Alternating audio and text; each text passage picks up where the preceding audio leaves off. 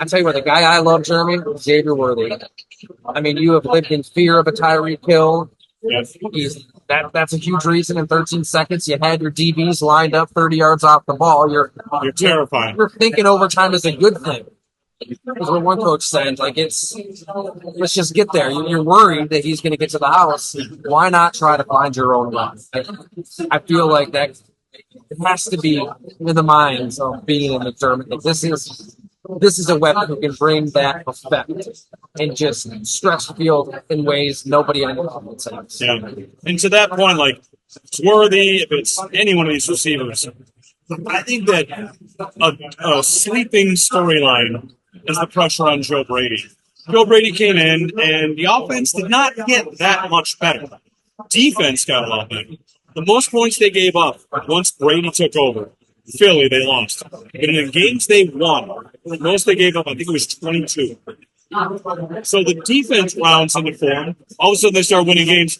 They beat the Patriots in not a blowout. They beat the Dolphins in part because of a punt return touchdown. They beat the Easton Stick Chargers by 2.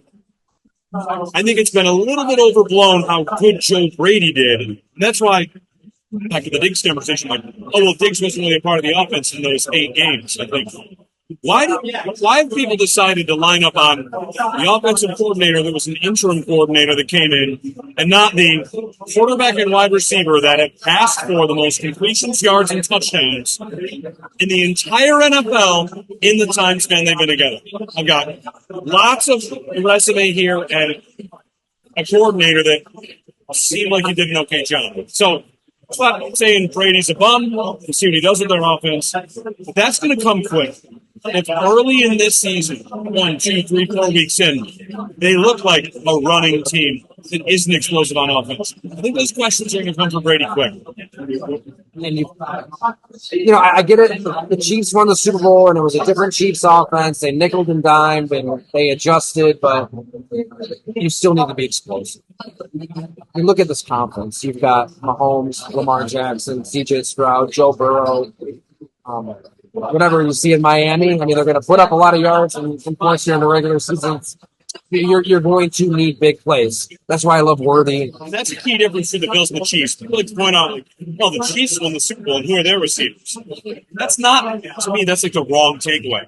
The Chiefs have been drafting them. So the team that won the Super Bowl without them has still shown you they think they're really important. Sky Moore, Rasheed Rice, they trade for Kadarius Toney. They signed Juju Smith-Schuster. They signed MVS to 3 for 33. That's a team that has tried to find their next receiver, and they probably will this year again. So if you take away on watching the Chiefs win the Super Bowls, oh, why do I need a receiver? You got to look at the Chiefs and say, they think they need one, and they're winning without it. So what happens when they actually get a guy? What happens when they get Pat Mitchell or Xavier Worthy? And all of a sudden it's, Patrick Mahomes with, I don't know that Xavier Worthy's next Tyreek Hill, but the point about the speed there is, the fastest receiver in the league now plays for Patrick Mahomes. Again? Uh-oh. They're going for it again.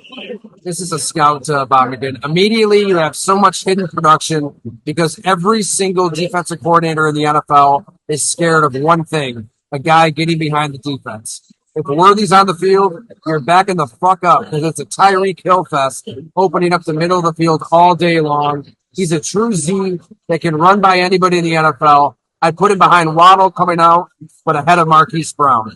And that's the other thing. Like, he's going to help McCain. He's going to help Khalil Shakir, Curtis Samuel. These underneath kind of weapons. I mean, that's a hidden production. Like, you're terrified of this guy going deep, like the Bills were at Arrowhead in 13 seconds. And think about the evolution of the NFL. It's always evolving.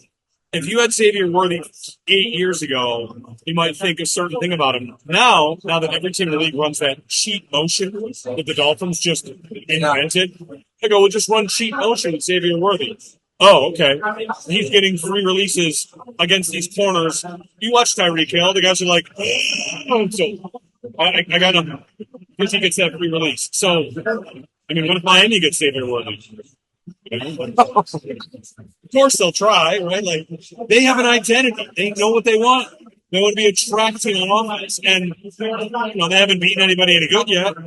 I think they ultimately will. in time. I think their coach is brilliant. I think they're set there for a long time. And, I would be worried about Miami in the arms race. Who starts ahead of you? It's easy. It's an easy team to dismiss because they've owned them, Right? but they're still there. But how many years in a row of Tua passing for more yards than Josh Allen would it take for a Bills fan to be like, it doesn't feel like it should happen? Tua won the passing title.